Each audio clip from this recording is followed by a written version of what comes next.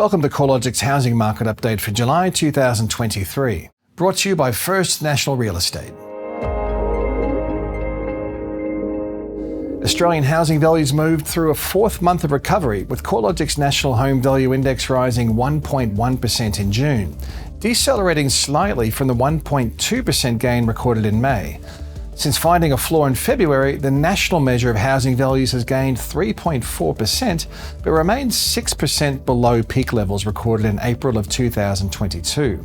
That's the equivalent of the median dwelling value being about $46,000 below the record highs seen last year.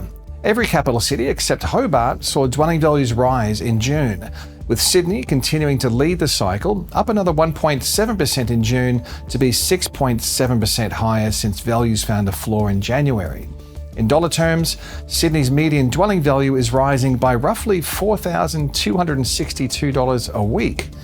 A lack of available supply continues to be the main factor keeping upwards pressure on housing values. Through June, the flow of new capital city listings was nearly 10% below the previous 5-year average, and total inventory levels are more than 25% below average.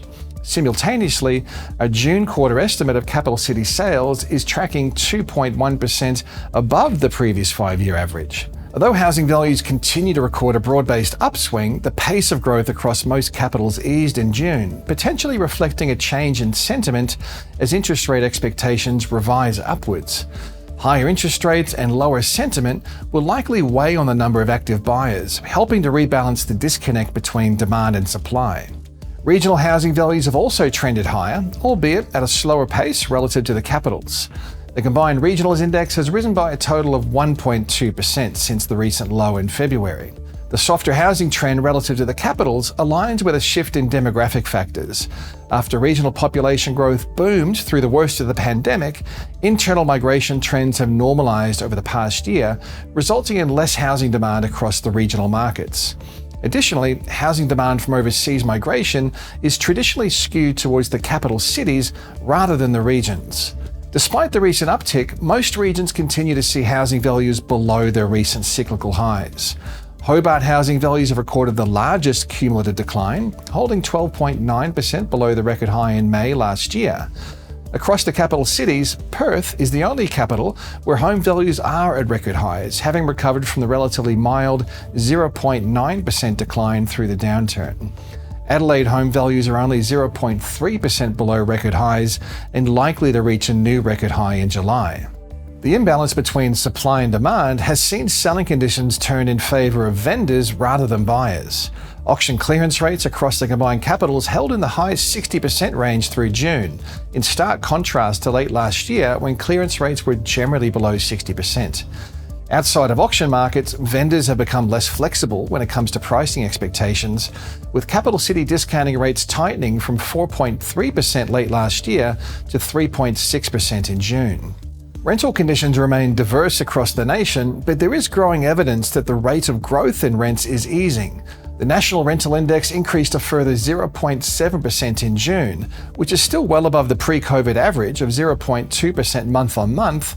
However, the rate is a continued deceleration and the smallest monthly rise since January of 2023.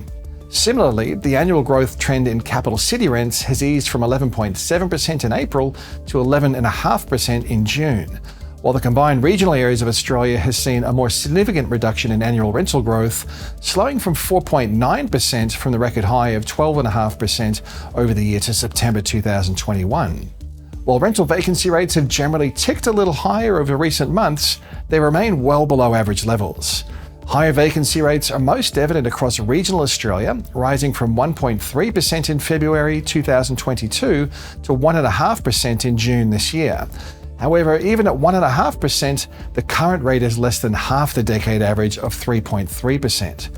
Vacancy rates across the combined capitals have risen from 1% earlier this year to 1.1%, but are holding well below the decade average of 2.8%.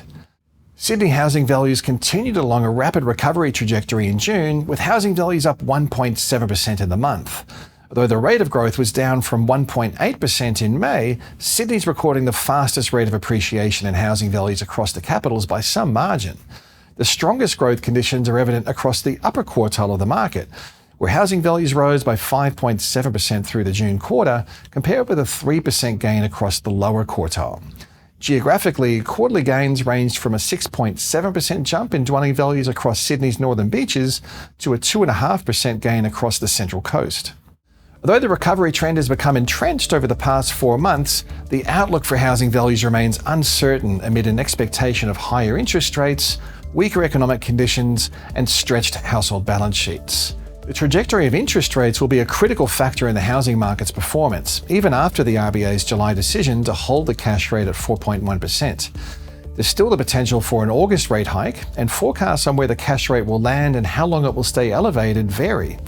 It's hard to imagine the recent pace of growth in housing values being sustainable under a higher interest rate setting, especially while sentiment is close to the lows recorded during the global financial crisis and the full rate hiking cycle hasn't been experienced by all borrowers.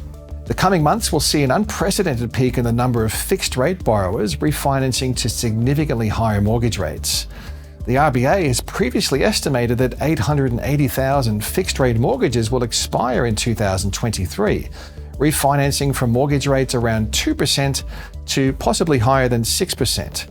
Higher interest rates also imply credit will be less available, especially considering new mortgage borrowers continue to be assessed at a mortgage rate 3 percentage points higher than the origination rate. Additionally, lenders have become more cautious, with further reductions in high debt-to-income ratio and high loan-to-valuation ratio lending. As we saw through the periods of tighter macroprudential policies and higher serviceability assessments between 2017 and 2019, credit availability plays an important role in housing markets. Another key risk for housing conditions is the potential for a rise in advertised housing stock. Low inventory levels have arguably been the most important factor placing upwards pressure on housing prices. A change in the supply dynamic could become evident in spring, when the flow of new listings would typically start to ramp up. We could also see more listings flow onto the marketplace if mortgage stress becomes more widespread. At the moment, we aren't seeing any signs that advertised housing stock is rising, at least at a macro level. Some areas, such as Hobart, have seen listings rise to above average levels, but from a very low base. This will be a key trend to watch moving forward. While the downside risks to the housing sector are clear, there are some mitigating factors, including record levels of net overseas migration, a burgeoning undersupply in housing, and an expectation that labour markets will hold reasonably tight. Net overseas migration is expected to reach 400,000 this financial year, which is almost 27% above the previous record high recorded in 2008. While overseas migrants typically rent rather than purchase on arrival, the increase in overall housing demand will likely support housing values as demand spills over from the rental sector and long-term migrants make a purchasing decision.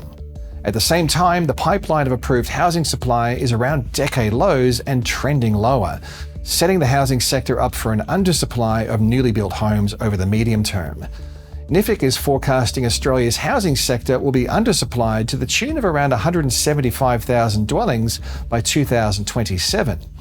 Such a significant underbuild is another factor likely to support housing prices. With the unemployment rate expected to remain well below the long-run average, most borrowers should be able to maintain their mortgage repayments, albeit with some pullback in discretionary spending and a further depletion of savings. The latest forecasts from the RBA have Australia's unemployment rate rising from 3.6% in May to 4.5% by the end of next year. Although higher, this forecasted rate of unemployment is almost a full percentage point below the decade average. As always, there's a lot happening in and around the housing sector. If you'd like to stay in touch with all that's happening as it happens, tune into the research pages at the CoreLogic website at corelogic.com.au.